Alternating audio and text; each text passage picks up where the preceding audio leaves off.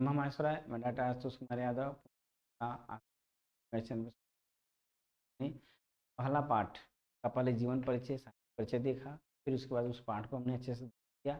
अब हम उस पाठ से संबंधित जो प्रश्न है थोड़ा सा हल करवा देते हैं। का 2 प्रश्न अच्छे से हल करवा देंगे, बाकी आप कर लीजिएगा।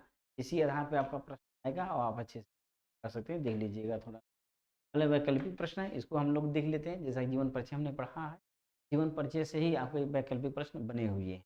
देखिए लिखा है कि वासुदेव शरण अग्रवाल का जन्म कहाँ हुआ? ये आपने पढ़ा कि मेरठ में हुआ, ऑप्शन। फिर वासुदेव शरण अग्रवाल का जन्म कब हुआ था?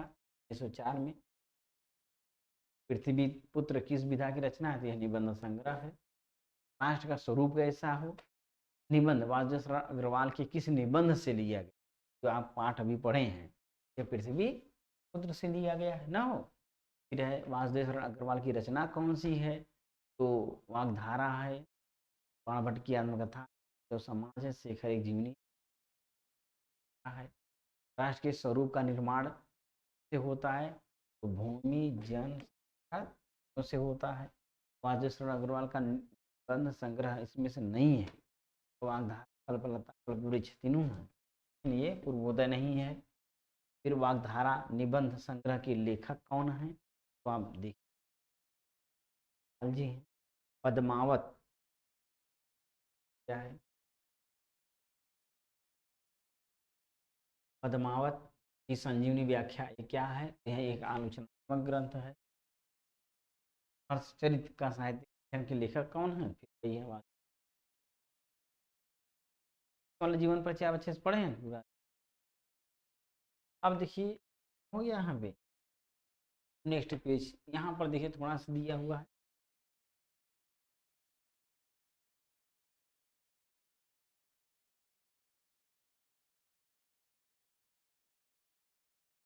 देखिए कहने का तात्पर्य हमारा ये प्रश्न इस तरह से भी आता तो ज्यादातर, अब ये सब प्रश्न नहीं आए हैं, आया कौन सा है? ये वाला आया, देख रहे हैं ना, यही आएगा एग्जाम। ये देखिए और किसी में लिखा है कहीं प्रश्न? यही आया है। तो मतलब ये तो आपके पाठ से संबंधित है, ठीक है ना, वो अलग विषय है। मूल आपका ये है बस। जैसे मैंने कहा भारतीय संस्कृति विशेषताएं बताइए, आप पाठ पढ़ें उसमें क्या हुआ है, तो छोड़िए डायरेक्ट यहाँ क्या कहा, जीवन परिचय एवं कृतियों का उल्लेख करिए। तो मतलब आपको सिर्फ इसमें जीवन परिचय, अच्छा जीवन परिचय में सब आ जाता है, ये चीज ध्यान दीजिएगा। जन्म से मृत्यु के बीच में सारे क्रियाकलाप सब आ जाएंगे। आप अलग से भाषा शैली रचनाएं हेडिंग लिख करके 2-2 3-3 लाइन भाषा में, 2-3 लाइन शैली में, 2-3 लाइन आप लिखेंगे जरूर। साहित्यिक रचनाएं में क्या करेंगे, नाम से भी उनका नाम लिख देंगे, ग्रंथों का जो भी उपन्यास निबंध जो है आपके याद लिख देंगे, 2-3-4 लिख देंगे, बहुत है। ये जीवन परिचय और उनका कृतियों का उल्लेख हो गया है। लेकिन जब साहित्यिक परिचय आता है तब उसमें जन्म मृत्यु माता पिता गांव घर मकान ये सब भाई बंधु ये सब नहीं बताएंगे।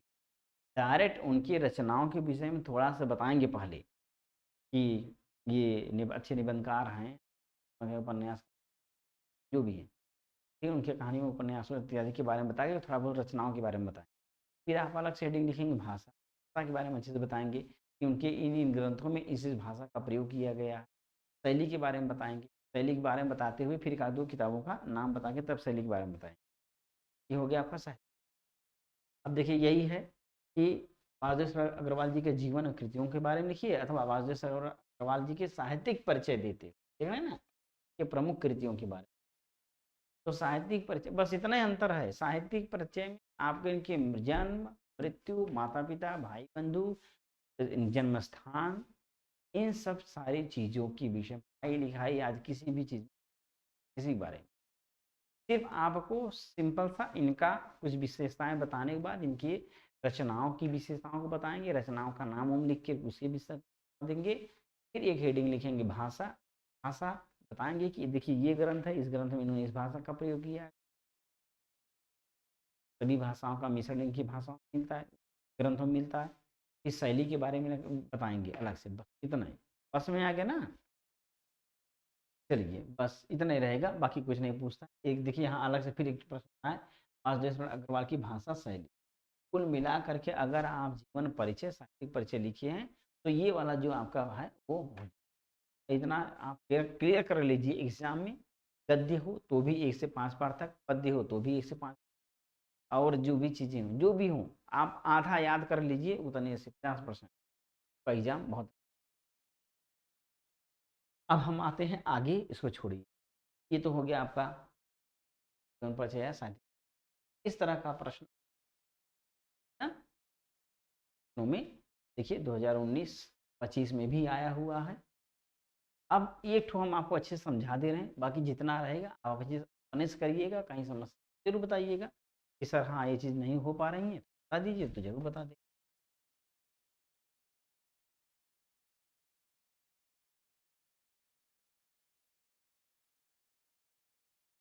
देखिए लिखा क्या है, भूमि, पृथ्वी पर बसने वाला जन, ये तो एकदम पहले अगर आप दे दिए ना हो, और जन की संस्कृति, इन तीनों के सम्मिलन मिलन से राष्ट्र का स्वरूप बनता है।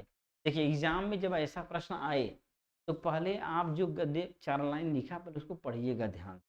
उससे फ़ायदा ये होगा कि आप जान पाएँगे कि यह गद्य किस पाठ से लिया गया ना हो। जैसे ही पाठ का नाम याद होगा वैसे ही आपका राइटर का नाम याद हो जाएगा, तो पहला प्रश्न आपका यही बनता है, शीर्षक और लेखक का नाम। जब आप चारों लाइन पढ़ेंगे तो ये बात क्लियर। तो आपने पढ़ा कि भूमि, पृथ्वी पर बसने वाला जन, जन की संस्कृति, इन तीनों के मिलन से ही प्रकाश का स्वरूप बनता है। ये कहानी ये उसके भौतिक रूप, सौंदर्य और समृद्धि के प्रति सचेत होना हमारा है। अर्थात पृथ्वी के बारे में बता रहे हैं। पृथ्वी के पार्थिव स्वरूप के प्रति हम जितने अधिक जागृत होंगे, उतना ही हो सकेगी। यह पृथ्वी सच्चे अर्थ में समस्त राष्ट्रीय भावना अरे विचारधारा नहीं है। जो राष्ट्रीयता पृथ्वी के साथ नहीं जुड़ी, वह निर्मूल है। राष्ट्रीयता की जड़ें पृथ्वी से भरी होती हैं, उतना विकसित होता है।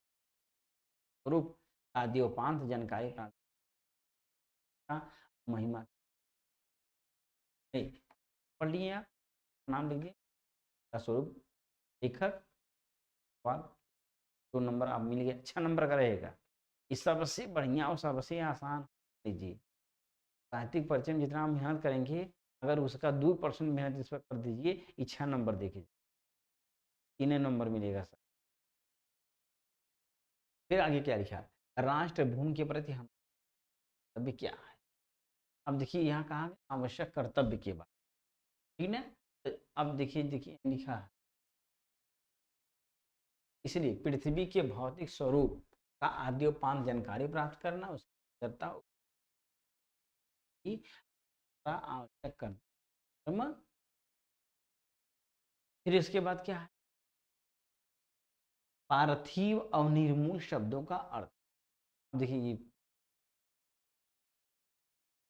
व्याकरण जरूरी है, तो बहुत लोग कहते हैं में संधि नहीं है, ओ अरे प्रत्यय नहीं है। अब ऐसे पूछ लेगा तब क्या करेंगे, कपार पीटेंगे, ये तो सर आउट ऑफ सिलेबस आ गया। कहाँ से आउट ऑफ सिलेबस है, इसी में से उठा के दिया है। अपार्थिव माने मिट्टी से बना हुआ, और निर्मूल माने जड़ से रहित हो गया। पृथ्वी का निर्माण किसने किया और कब से किया। पहले लाइन में लिखा कि पृथ्वी भूमि का निर्माण देवताओं ने किया, वह अनंत ज्ञान, इसी में से मिला ना। 2 नंबर ये हो गया,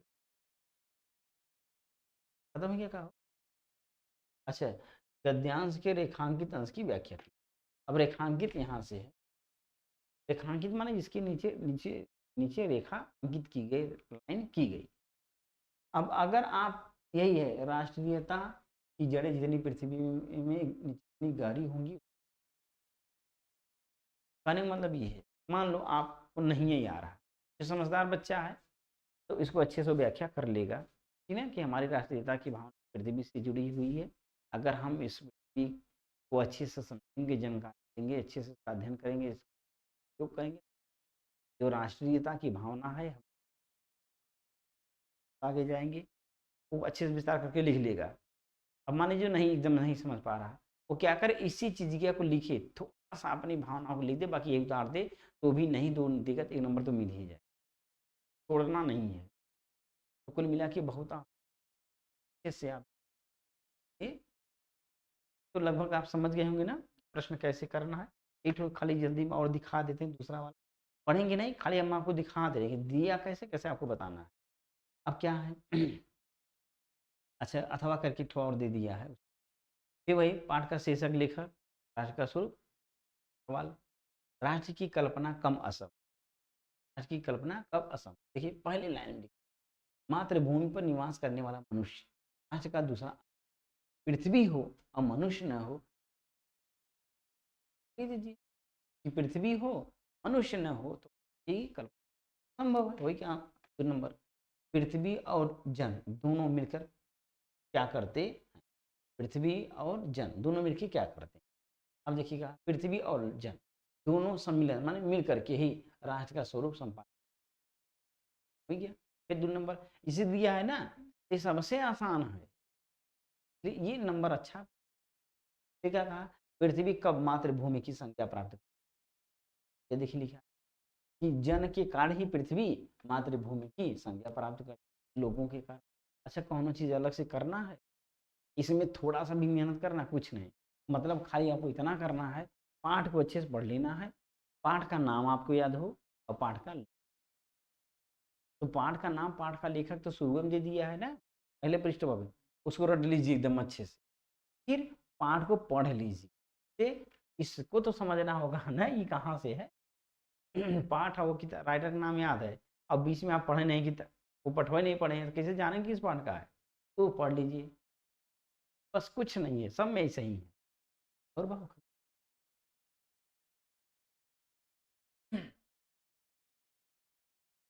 अगर आप नहीं पढ़ रहे हैं तो भी आप कर ले जाएंगे, हमने उसको पढ़ा, मत पढ़िए टाइम नहीं है, डायरेक्ट ट्यूशन पढ़िए, ट्यूशन। फिर वही लेखक अंश हो गया, देखा आगे उसकी व्याख्या, उसकी व्याख्या करिए अपने हिसाब से। सूर्य की रश्मियों का क्या प्रभाव पड़ता है, ठीक है ना, जब तक सूर्य की रश्मियाँ नित्य प्रातः भवन को अमृत से भर देती, ये है कि जो सूर्य की रश्मियाँ हैं वह पूरी पृथ्वी को अमृत से भर देती हैं, जिससे जन का जीवन भी अमर है। फिर आगे क्या, घाटों का निर्माण का, कि जन की सततवाही जीवन की नदी के प्रवाह की, जिससे कर्म और श्रम के द्वारा उत्थान के अनेक घाट, घाट माने जिसे हम लोग नदी के घाट कहते हैं, तो वह स्थान है जहाँ हम लोग इकट्ठा हो शरीर को स्वस्थ कर, तो वैसे ही हमारे भारत देश की उन्नति कहाँ होगी, जहाँ लोग बैठेंगे, ये बात कर रहा है ना, कि जन की सततवाही जीवन नदी के प्रवाह की तरह, जिसमें कर्म और श्रम, जब हम अच्छा हमारा कर्म होगा तब जाकर के एक उन्नति का घाट बनेगा, अर्थात जहाँ हम लोग इकट्ठा हो अपने देश के ले। विकास सततवाही का अर्थ क्या है, लगातार, सततवाही, लगातार, वाही माने लगातार बहने वाली, ठीक ना। अब हो गया ना, तो समझ गए होंगे, तो इसी तरह से आप करिएगा, कहीं दिक्कत हो जरूर कमेंट्स में लिख करके बताइए। पूरे प्रश्न दौड़ा के देख लीजिए, क्यों जानते हैं, जैसे ये व्याकरण वाला आ गया, सततवाही का अर्थ क्या, निर्मूल का क्या अर्थ है, अभी आया था ना, ये चीज़ आप जरूर देख लीजिए, ठीक। चलिए तो आज के लिए इतना ही।